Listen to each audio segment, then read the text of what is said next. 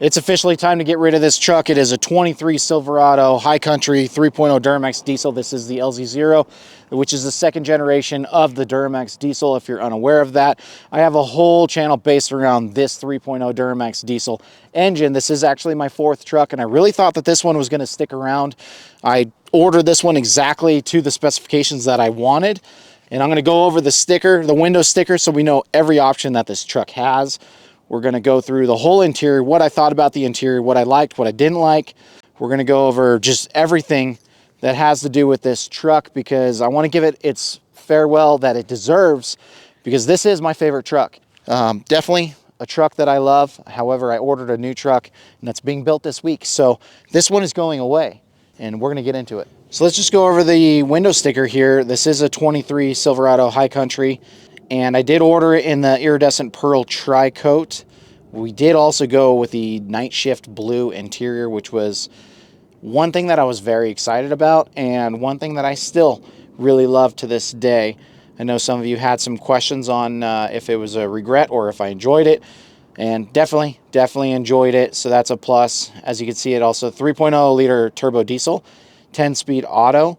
Now this is a 23, so these are the standard options that came with that. And I want to point out one thing over here, but we have AutoTrack 2-speed transfer case. That's a big argument online, which is kind of silly, but a lot of people don't understand how GM does their setups on these trucks, and it's totally understandable.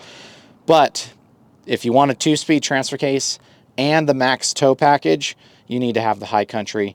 If you're getting a Silverado, GMC has a different variant, and I'm not 100% certain what that package has to be to have both of those options on there. Now, let's go over to the options and the pricing, and it is iridescent pearl tri-coat, $995. The Duramax diesel engine was a $995 option. Max trailering package. Now, if you've done any research, you know that the max trailer package was very hard to get for a 23 truck, and it was only the early ones that got it. Unsure why that was, but if you can find a 23 with a max tow, you're doing really well. We have a, okay, so let's discuss the max trailering package a little bit more. Now, you do get the rear axle change on there with 373 gears versus the 323 that all the other trucks have, the Duramax diesels have. Enhanced cooling radiator, in my opinion, that's a lie.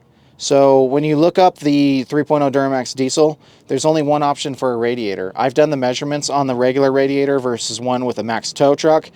I don't see any differences in there, so I don't know what's going on there, but I believe that's just standard verbiage for max trailering package if it's included with a 6.2 liter gasoline engine, because those ones do have a different radiator.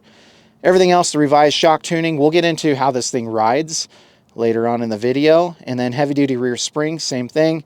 And increased GAWR. We'll go to the door sticker here in a moment so you can see the max payload and all those good numbers that you enjoy to see. Now, moving on, we can see that I did not add any other packages. The 20-inch machined aluminum wheels were standard. That's what I went with. I did not want the 22-inch wheels. I did not want the heads-up display. No sunroof. I know that may seem odd for a High Country to not have those items, but I ordered this truck exactly as I wanted. And you can see window sticker ends at $68,735. It did go up a little bit throughout the year.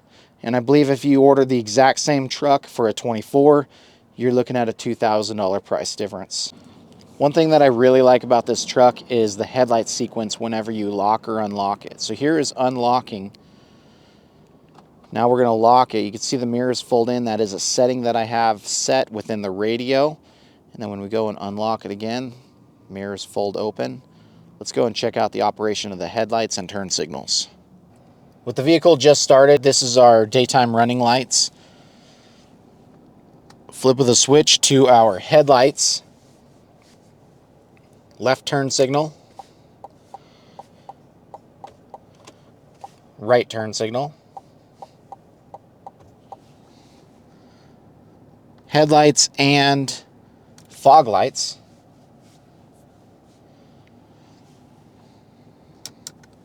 And then our power down sequence.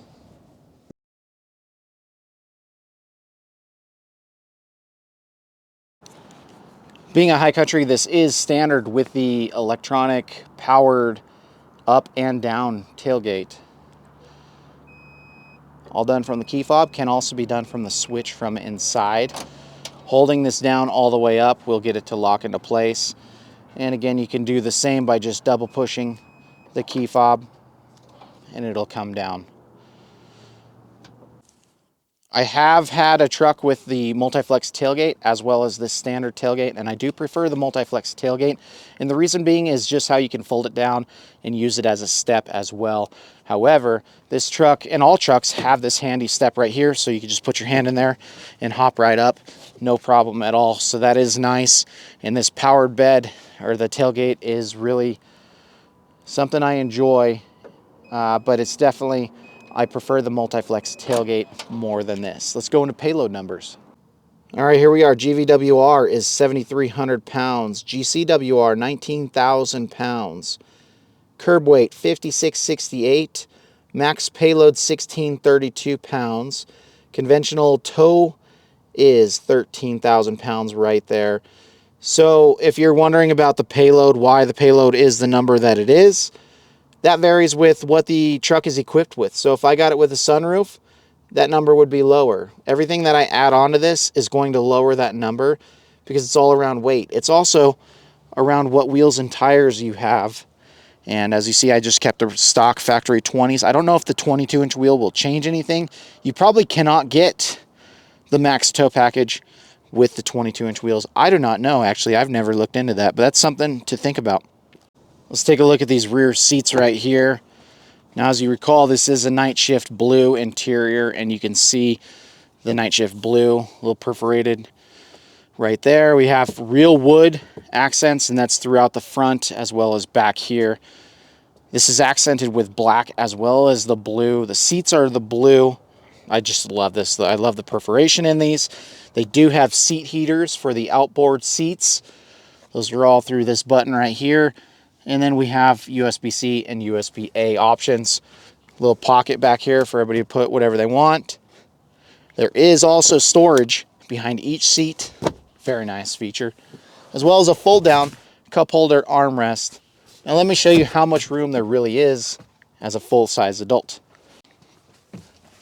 All right, here we are. I am 5'9", and you can see how I fit back here.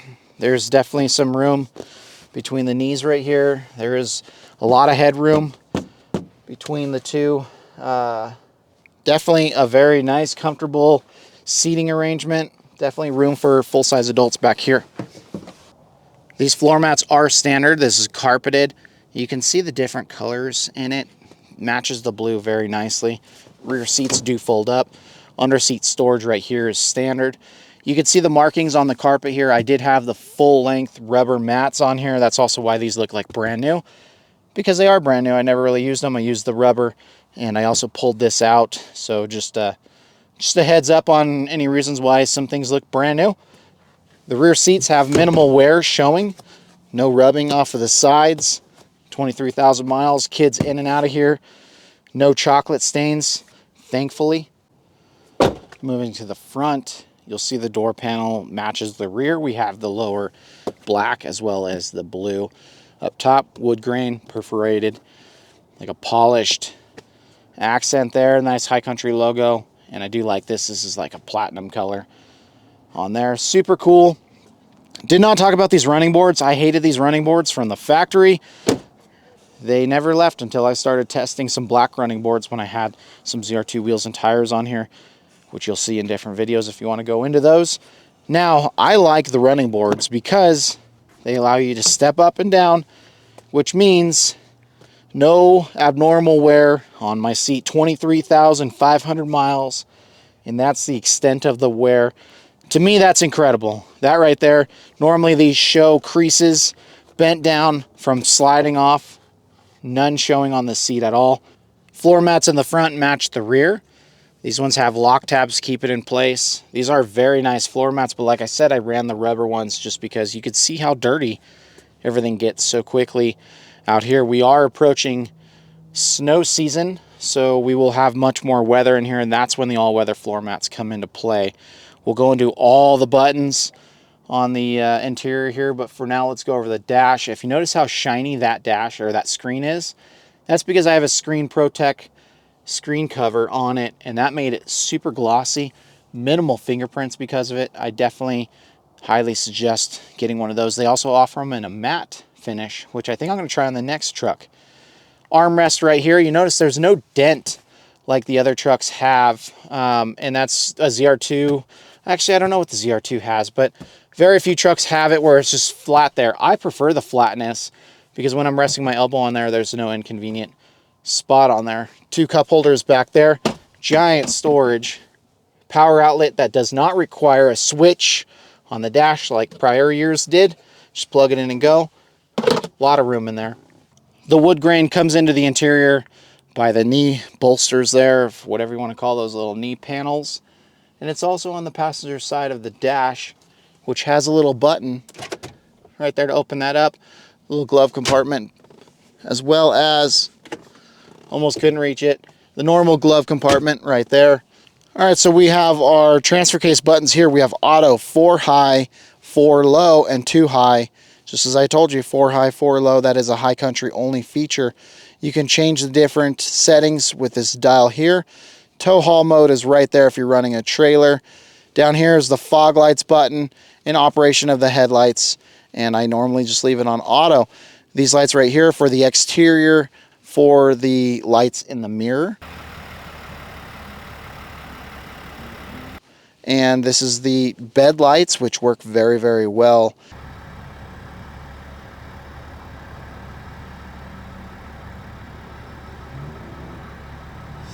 And the lower buttons right there adjust how bright the dash is. Now there is a neat little display that shows up when you close the door.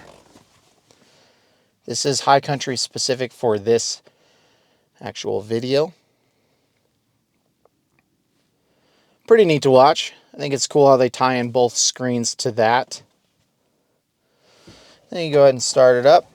Normal push button start. All right, so we'll go into the radio. It does always have that little warning on there. Lane departure right there. That's going to keep the steering wheel kind of centered into your lanes. We have the park assist right there. We'll go deeper into park assist. I love that. Auto stop start does come with a button. Now there is a lot of misinformation out there as far as auto stop start goes. And one of which is that if your AC is on, the auto stop start will not engage and disengage, and that is not accurate. It will, it just depends on the cabin temperatures. And if you want to disable it, there are multiple disablers available out there. I do have a video on one of them, which I found to be the easiest to install. Now, if you don't want to do that, you just simply hit the button every time you start it up, which is not that big of a deal. Tailgate button right there. So I just opened the tailgate. It's going down. Now I can also bring that tailgate back up by holding on to it, and it's, I don't know if you can tell on the camera, but it says tailgate open on the dash. Now I'm going to hold this down. I believe that you must hold this down. That's what I've found. And now we are closed, good to go. Normal 4-way hazards button right there, easy access. Traction control on and off. I won't say what I use that for, but yes, I use that every once in a while. Love this button too. Whenever it's super hot inside here and you hop into it and you're like, I forgot to roll the windows down, just hold this down and that's going to bring them all down. Only negative to that is now you have to manually bring them up with the switch on the door, which that's just a minor inconvenience. We do have heated and cooled seats on both front seats here. So here is our cooled, and then you can go into the heated. That's just the upper portion, and then this is heated bottom and lower. You can see the driver has the same driver functionality over here for the AC, and then we can also hit the sync button and it will sync the two of them. Definitely two very big features. We've got recirculate right there, AC on off, and you can go auto as well. I don't go auto because it typically starts going crazy. Sounds like a hurricane inside here, so I just leave it on normal, whatever I want it set to. Fan speed high, low. You have the rear defrost here and the front defrost button, the max front defrost, and that definitely works good. Speaking of defrost, how long do these 3.0 Duramax diesels take to warm up?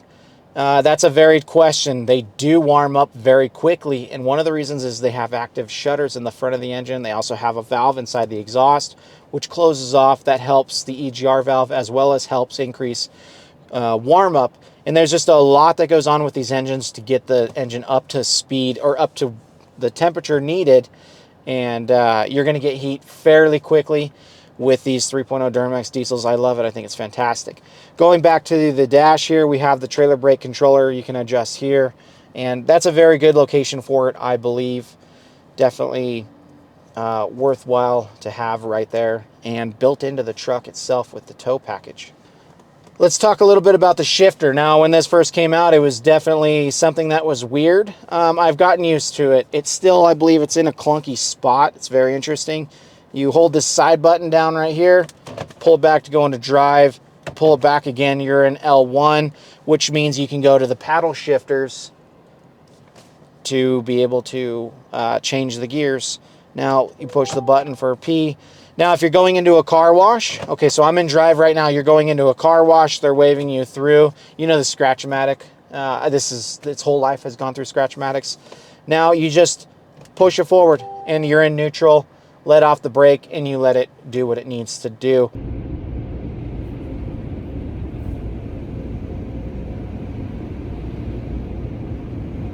Definitely a question that I get quite often, because people don't check out the owner's manual for this stuff, which is fine. I don't mind answering questions. I enjoy it. I think it's fun.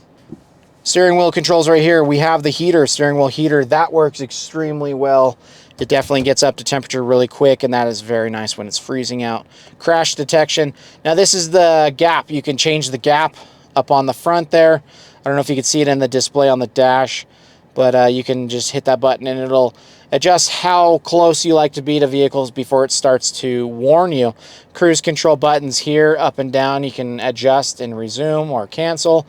Right here is the, if you want to talk to OnStar, don't talk to OnStar. They're annoying. They'll call you. It'll come in full blast over the radio at 6 a.m. in the morning when you're leaving for work, and they just don't care. They just want you to buy their policy, which is, in my opinion, useless. So there, I've vented, I've said it. Now we can go in here. This will change your display on the dash, which we'll get closer into next. All right, here we are on the dash. Now the dial, when I can turn, if I go to the right, we can kick it into sport mode.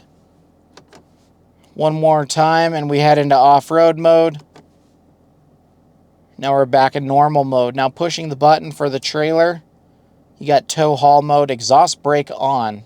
Neat little feature that comes with the Duramax diesels.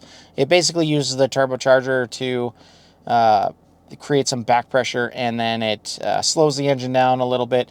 It's not huge. People are expecting Jake brake type function, and that's just not what it does. However, it does help you maintain speed down a hill. I've personally used it. I think it's a great little feature. It's better than nothing.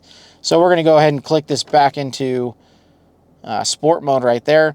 Now this one, people prefer sport mode. There's some conversations online about sport mode actually being better for fuel economy. I never believed it, but I did take a road trip in one of my videos, and I was like, hey, let's just do sport mode and cruise control and just see what happens. And sure enough, I've got my best mileage using sport mode during that time.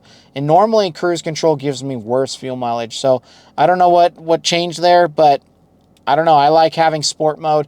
Another question that I get is, what does sport mode do? And I don't know exactly what it does, but it does change the shift points, and it'll hold the gear longer. And then the throttle sensitivity is changed slightly.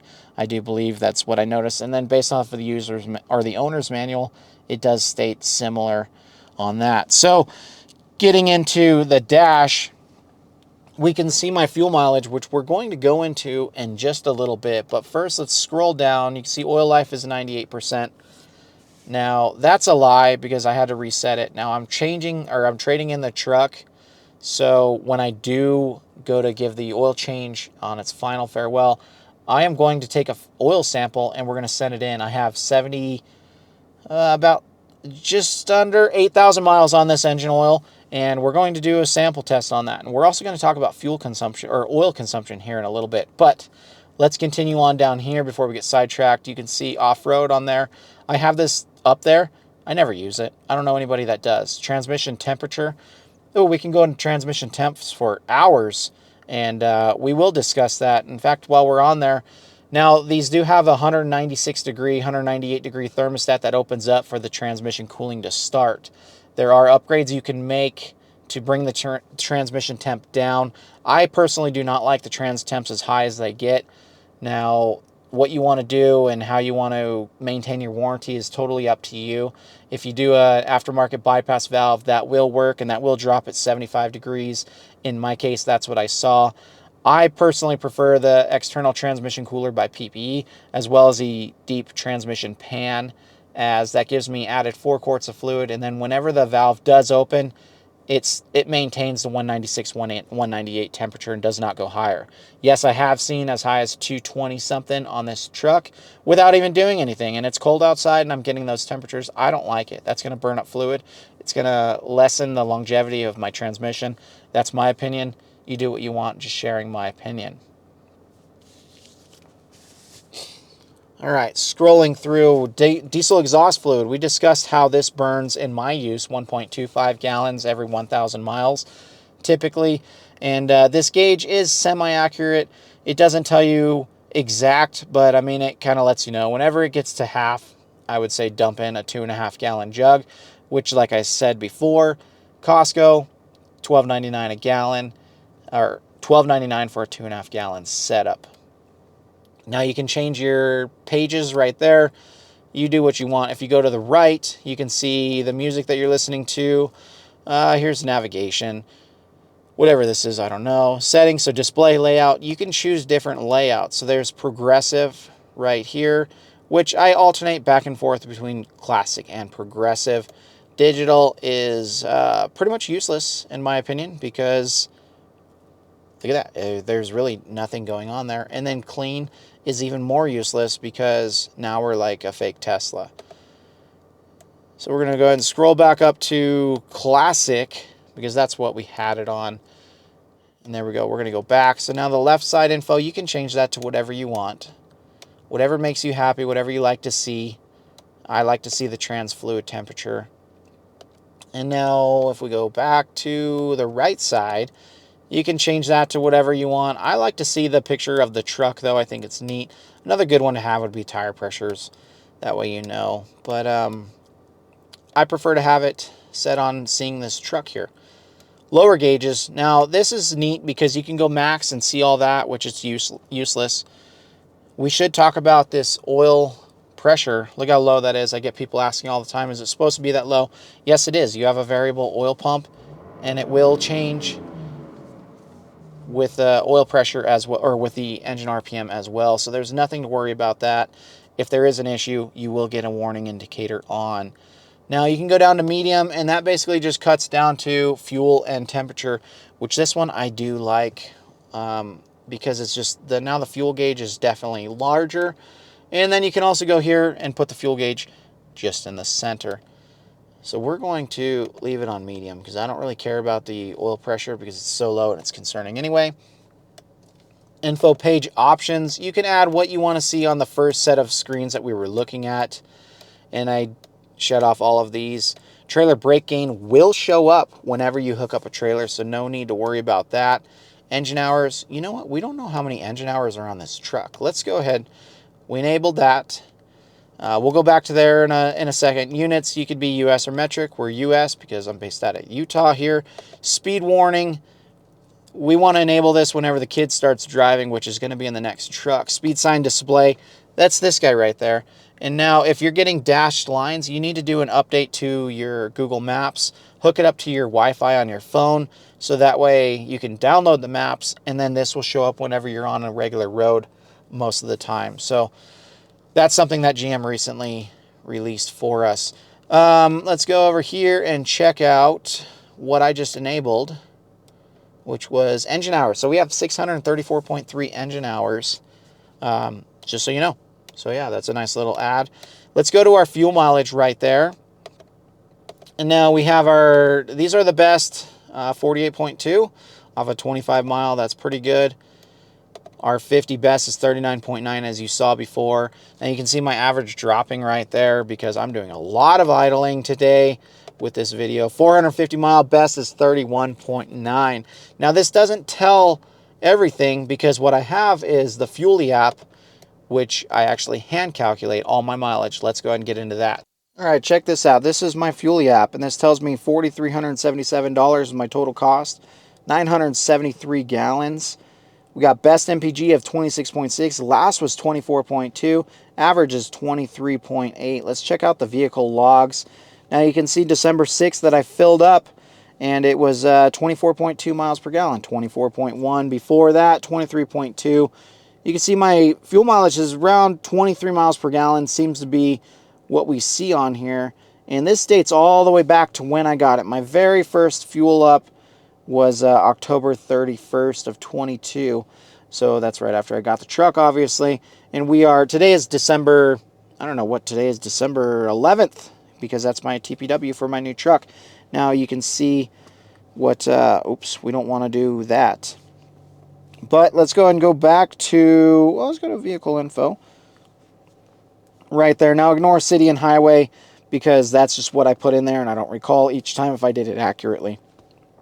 So 22,847 miles total tracked because obviously our first tank didn't get counted in here because it was brand new.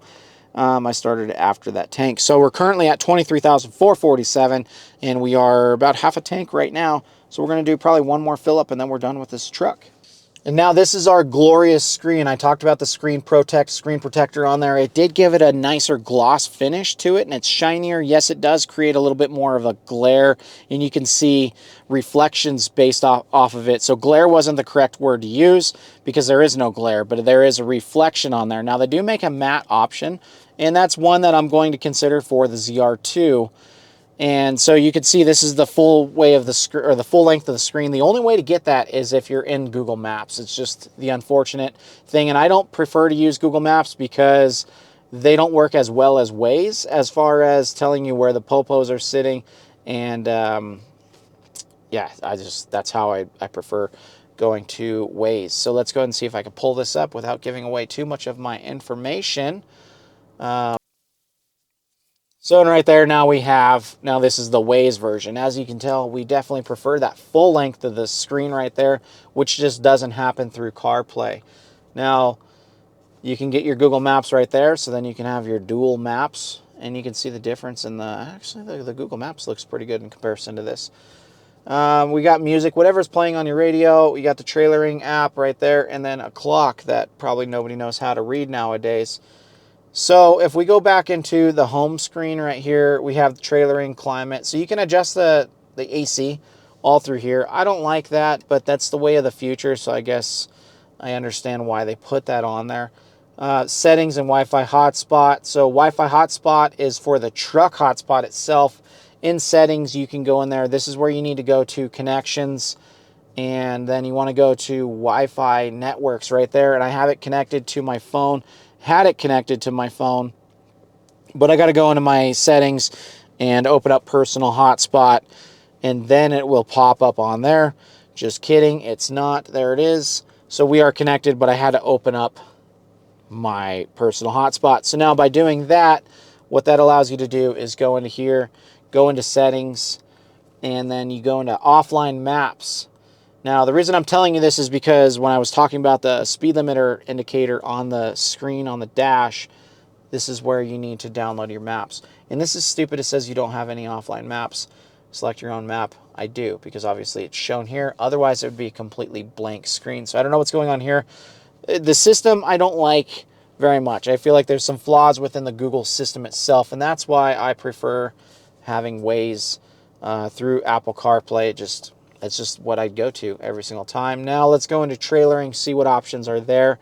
I think this is neat because there is a checklist on there, and you can check your lights. I've set that up before. Now, you could set up the trailer exactly what it is, and I don't have a trailer set up, but you can set in all the functions of it as a flatbed, as a box trailer, or enclosed trailer, excuse me, all that good stuff. So, going into the cameras, I love the cameras. There's so many different features for these cameras. There's overhead view of the bed. There's overhead front. You got the cameras in the fronts, which I don't know why these are in like a VHS style. But yeah, that's the clarity of it. Trailer hitch, if we had one on there, it would be away safe. Be sure to use discount code DW15 if you're going off of you're going to buy a way safe hitch. I definitely love those. So where are we at? Let's get back. So there's bed view. I like bed view. Now you can see the tailgate. So we open it up right there with the button. Pretty neat, huh? Then you hold it down to close it. Definitely cool. All right, now cameras, if you go into reverse, it's going to automatically pop up the camera right there, and you can see the reverse lines. Now if you go forward, now we're looking at the front of the truck, and that's super neat. So we're in drive. Let's go ahead and release the parking brake here. We're not going to run anybody over, but you can see the aerial is, I mean, it's accurate right to the second. Definitely no delays in that. So then we can reverse again, and now we've got the back. You can see my tripod back there that we don't want to hit. The grid lines do change with the steering wheel, and I found them to be very accurate. One other thing I want to note right now is while we're looking at this, you see this red mark right there.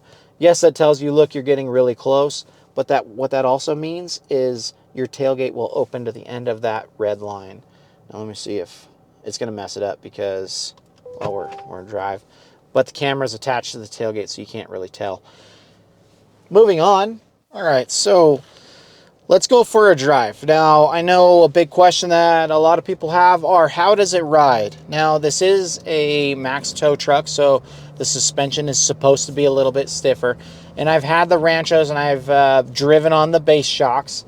Now, the Ranchos get a lot of bad rap, and I think those are actually good shocks. I think they work well for what the truck is, and that's going to be found on like your Z71 package, and I definitely recommend those. Now, getting into the max tow, let me backtrack a little bit because I kind of skipped. This is my fourth truck, my fourth 3.0 Duramax diesel. So I've had all the prior trucks were all Rancho trucks, and I was very happy with those. I did have the short bed as well as the long bed, and did not really notice much of a difference between those. And coming into this, there was a slight difference on just overall bounciness, I guess. If the roads are a little bit rougher, then you kind of feel it. Now, right now, this truck has the Bilsteins in it. We did not get into that yet, but we will. And so what I noticed from going from the Rancho equipped truck to a max tow truck, it's just slightly stiffer, just a little bit more bounce to it. And it was not anything to be concerned about, but in my very first video, I did talk about that, and you can kind of see the way that I'm bouncing in the truck a little bit. Very slight difference. Most people probably won't notice that, and I was just trying to be nitpicky on that stuff. Now, going into the Bilsteins, I had about the same improvement as far as stiffness, and I'm using the word stiffness loosely. Basically what it is there's just not a lot of bounce to it, so it's just reacting much quicker. And I noticed that most in the turns, as it's way more composed in the turns. As a daily driver, which this truck is, I definitely have no issue with having the max tow shocks or the Bilsteins on here. Now, getting into the Bilsteins, we'll do that a little bit later. What we need to do now is overall drivability of the 3.0 Duramax diesel. It's super nice. It gets off the line really well. That low end torque is definitely noticeable very quickly, and it's definitely better than the 5.3. I've had a 5.3 as well as the 3.0, and I've driven a lot of 6.2s. I haven't personally owned one though, but I do have a lot of experience as a GM tech. All right, so we're gonna go ahead and make this turn here, and very smooth. Very little throttle input. The RPMs are always where they need to be, it seems like, with this 10-speed setup. The transmission is phenomenal. I think it shifts really well in comparison to the prior 8-speed that the gas trucks had. Thankfully, the 3.0 diesel never had the 10-speed. I love this 10-speed. I definitely love it. Each truck that I've had, the shifts are a little bit different, and it's kind of comical on that, but I'm not seeking absolute perfection. I like quick shifts, and I just like it to work and not get confused. And most of the time, This transmission does not get confused at all. And I just realized we are going a little over the speed limit. Not acceptable. So we'll get on to a highway here in just a moment, and then we'll be able to show like the passing speed. The difference between the LM2 and the LZ0 is drastic, in my opinion, just on the sheer fact of the passability power.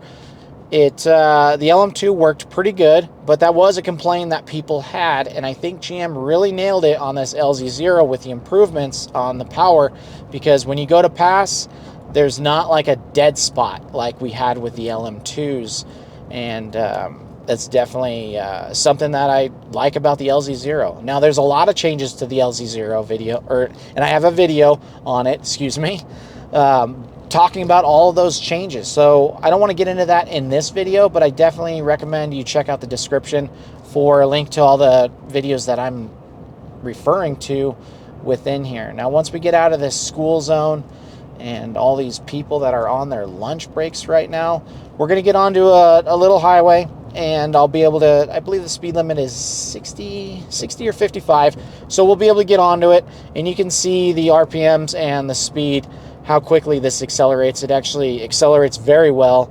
I believe off the line it will keep up with a 6.2, but after the off the line jump, the 6.2 will walk away from it, and that's just how horsepower works. Torque will get you off the line, horsepower gets you going quick. So let's go ahead, and once we get a safe turn here, I will get on it, and you can see and hear the engine. All right, so right now we're just cruising at, look, okay, so we're gonna go cruise 30 miles an hour, gave it 3/4 throttle, downshift. It gets up and goes really well, and we were going up a little bit of an uphill right there, and you can see the power is just phenomenal. I love these things because the power is there. You have enough power. It's enough to be zippy. If you want more throttle response and quicker acceleration, then get a Banks pedal monster, and it's a lot of fun. It's currently not hooked up though. I'm in the process of putting this truck completely to stock, so that way I can trade it in. Now we can see my DPF regen. You probably can't see it, but it's at 97%. So now I know next drive that I have, we're going to be doing a regen, so I'm going to plan for a little bit of a longer drive. Brakes work really well. I have read online some complaints about the brakes. I don't think they're warranted. I think these are really good brakes. And if you want better, then there are better brake pad options out there, as well as Willwood makes brake kits available for these trucks. You can have a factory size replacement, or you can have a much larger replacement that is good for 20-inch and up wheels. Yes, that was a little plug for Willwood, because I think in the future we need to do some business together on the ZR2. Oh, excuse me. I did not just slip that out. On the new truck that is coming out. All right, so headlights. There's some complaints about headlights. I think the headlights actually work pretty darn good. And the fog lights, I mean, they're fog lights. They're not meant to really do anything. But here's a little example of the headlight usage.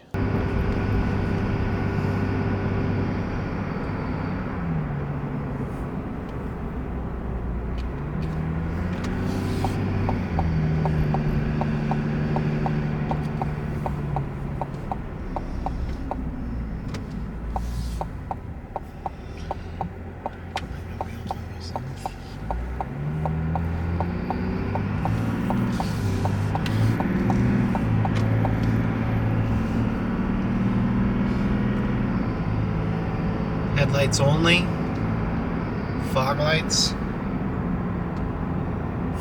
only, no lights, and then high beams.